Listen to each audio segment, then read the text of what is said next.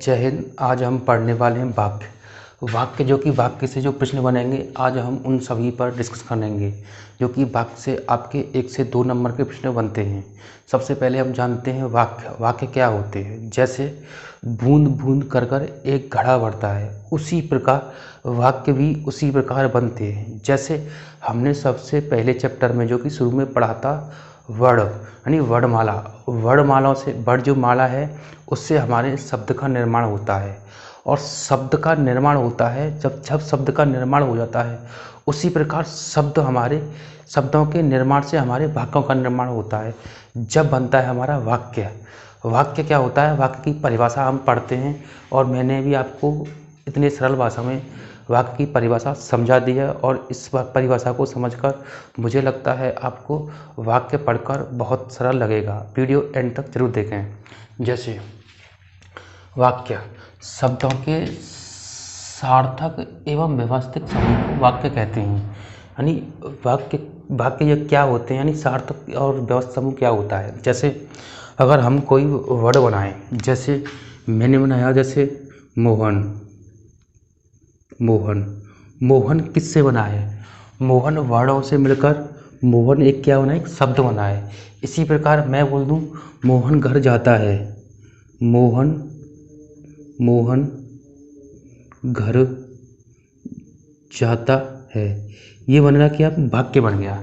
ये पूरा क्या होगा? एक वाक्य होगा।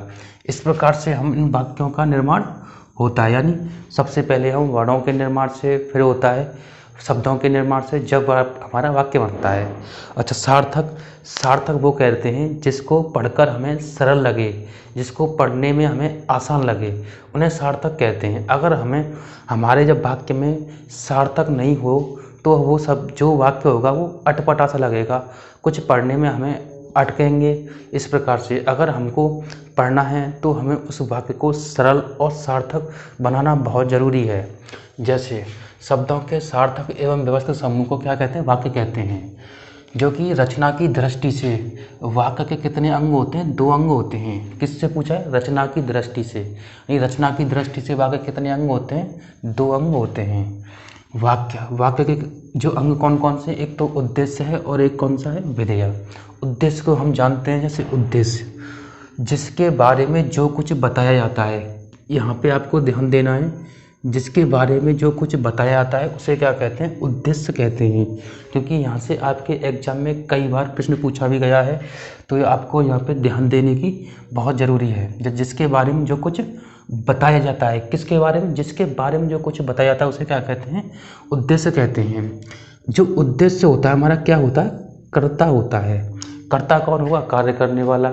हमने अभी पिछली वीडियो में जो कारक पढ़े थे उनमें ही मैंने आपको अच्छे से कर्ता कारक समझाया था।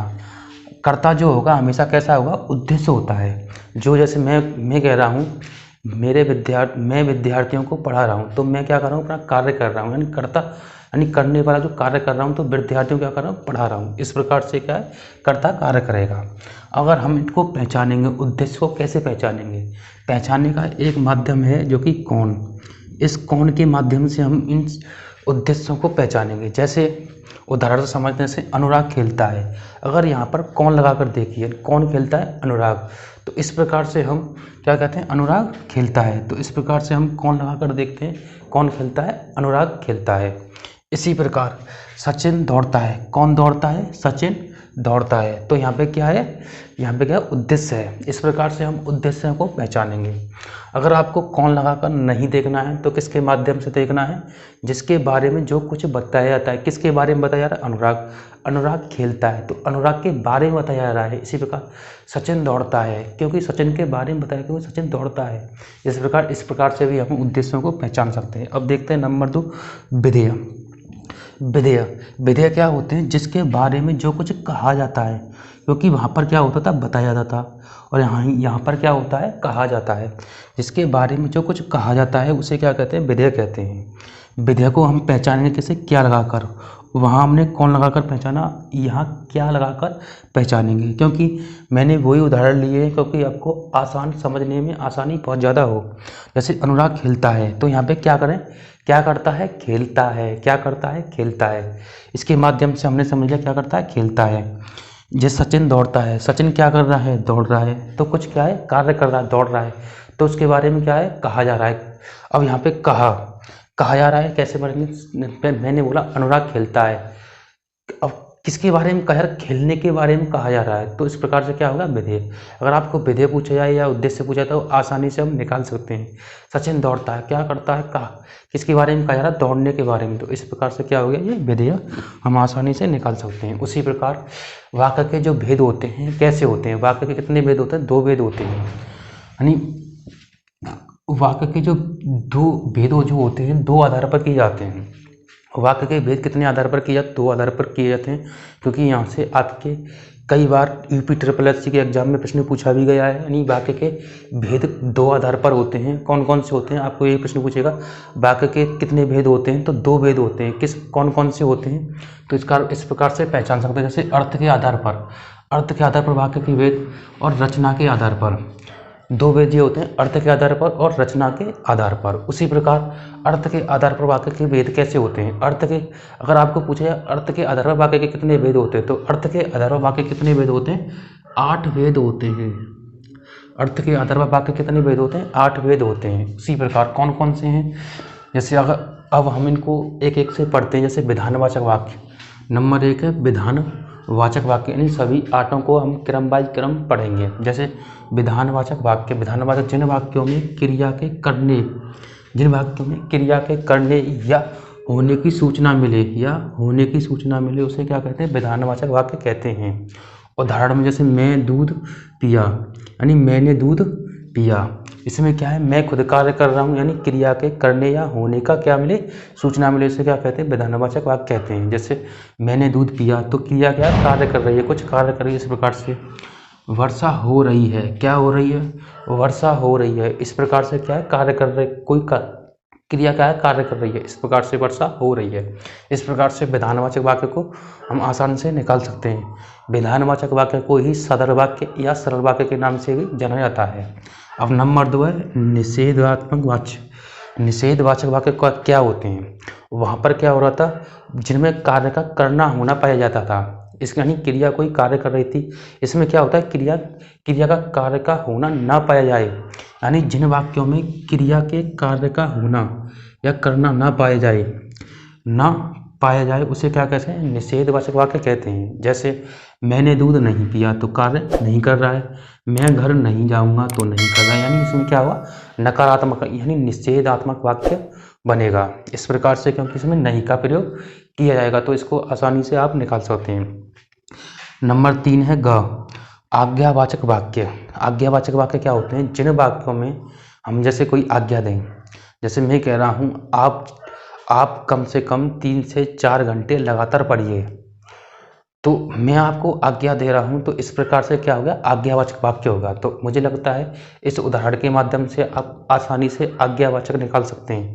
अगर ये भी कह सकते हैं, जैसे आपके घर वाले हैं, मम्मी पापा हैं, तो आपको ये भी कह सकते हैं कि बेटे 1 गिलास दूध ले आओ, तो इस प्रकार से तो आपको क्या करें, माताजी या पिताजी आपको आज्ञा दे रहे हैं, तो दूध ले आओ, तो दूध लाने के लिए क्या करें, आज्ञा करें। इसी प्रकार जिन वाक्यों में आज्ञा, प्रार्थना, उपदेश आदि का ज्ञान होता है उसे आज्ञावाचक वाक्य कहते हैं। जैसे बाजार जाकर फल ले आओ, तो यहाँ पे क्या है, बाजार जाकर फल ले आओ, आज्ञा दे रहा है। उसी प्रकार सभी विद्यार्थी मुझसे पढ़ो, तो यहाँ पे क्या है, आज्ञा दे रहा है। जैसे मैं बोल रहा हूँ सभी विद्यार्थी मुझसे पढ़ो, क्योंकि मैं ऐसा पढ़ाता हूँ, क्योंकि आपके एग्जाम में प्रश्न पूछे जाने की संभावना ज़्यादा रहती है।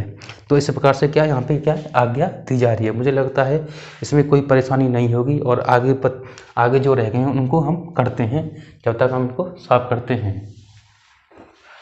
नंबर 4 प्रश्नवाचक वाक्य। प्रश्नवाचक वाक्य जिन वाक्यों से किसी प्रकार का प्रश्न करने या पूछने का बोध होता है, यानी जिन वाक्य हम किसी से प्रश्न करते हैं, मान के चलो जैसे अपने घर में किसी से प्रश्न करते हैं, जैसे मम्मी जी घर पर वो चीज़ कहाँ रखी है, फलाना ये कहाँ रखा है, तो इस प्रकार से क्या है, प्रश्न करना होता है। इस प्रकार से जैसे उदाहरण, वहाँ कौन खड़ा है, यानी मैं आपसे प्रश्न कर रहा हूँ कि वहाँ कौन खड़ा है, तो इस प्रकार से आज घर पर कौन आया है, यानी आज घर पर कौन आया है, तो मम्मी से या भाई से या बहन से पूछते हैं तो आज घर पर कौन आएगा। इसी प्रकार यहाँ प्रश्न पूछा गया तो क्या यहाँ पे क्या होगा, प्रश्नवाचक वाक्य होगा।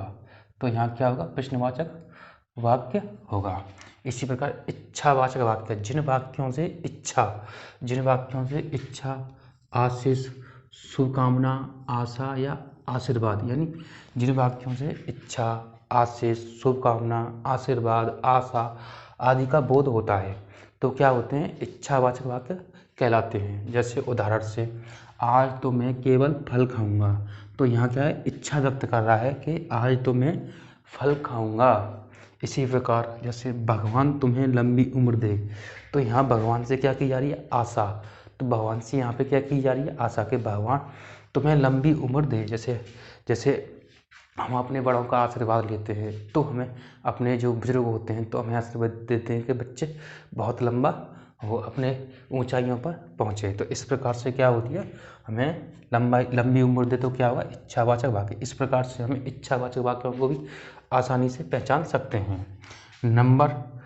नंबर 6, संदेहवाचक वाक्य। संदेहवाचक वाक्य क्या होते हैं, जिन वाक्यों में संदेह या संभावना व्यक्त होती है तो वहाँ कौन सा वाक्य होता है, संदेहवाचक वाक्य कहलाता है। संदेह कैसे होता है, जैसे शायद आज शाम को वर्षा हो जाए, यानी शायद आज शाम को वर्षा हो जाए, यानी क्या है, संदेह कर रहा है। तो यहाँ पे क्या होगा, संदेहवाचक वाक्य। एक है शायद कल मैं मुंबई जाऊँगा, तो यहाँ पे क्या है, यानी मुंबई जाने के लिए क्या कर रहा है, संदेह, यानी संदेह है कि मैं मुंबई जाऊंगा, यानी इसकी क्या हो रही है, संभावना हो रही है पर गया नहीं है, यानी संदेह है, इसे जा भी सकता हूँ और नहीं भी जा सकता। इसी प्रकार नंबर 7, विस्मयवाचक वाक्य है। विस्मयवाचक वाक्य तो हम पहले भी पढ़ चुके हैं, यानी सर्वनाम में भी पढ़ चुके हैं और कल कारक पढ़े थे तो उसमें भी हम पढ़ चुके हैं। इसमें सबसे अच्छा तरीका है विस्मयादिबोधक जो चिन्ह लगा होगा, जहाँ विस्मयादिबोधक चिन्ह लगा होगा तो वहाँ विस्मयादिवाचक वाक्य को आसानी से निकाल सकते हैं। जैसे इसकी परिभाषा है, जिन वाक्यों में आश्चर्य, घृणा, क्रोध, सुख आदि की भावों की अनुभूति होती है, यानी किस किस की अनुभूति है, आश्चर्य, घृणा, क्रोध, शोक आदि के भावों की क्या होती है, अनुभूति होती है, तो क्या कहलाता है, विस्मयवाचक वाक्य कहलाता है। जैसे वहाँ कितना सुंदर दृश्य है, तो यहाँ पे क्या हो रहा है, आश्चर्य होता है, वहाँ कितना सुंदर दृश्य है, और यहाँ पे चिन्ह क्या लगा है, विस्मयादिबोधक वाक्य। जैसे हाय उसके माता पिता दोनों चल बसे, तो यहाँ पे क्या है, शोक जता रहा है, यानी शोक जता रहा है तो क्या कह रहा है, शोक जता रहा है, तो हाय उसके माता पिता दोनों चल बसे। इस प्रकार से शायद भगवान ऐसा किसी को ना करे, फिर भी यहाँ तो हम एक उदाहरण के माध्यम से समझ रहे हैं। इसी प्रकार शाबाश तुमने ये कुश्ती जीत ली, शाबाश तुमने ये कुश्ती जीत ली, तो एक तरफ क्या है, शाबाशी दे रहा है, यहाँ पे क्या चिन्ह लगा है, विस्मयादिवाचक चिन्ह। तो इस प्रकार से हमें विस्मयादिवाचक चिन्हों को आसानी से निकाल सकते हैं और विस्मयादिवाचक वाक्यों को भी हम आसानी से कर सकते हैं। संकेतवाचक वाक्य, जिन वाक्यों में शर्त संकेत का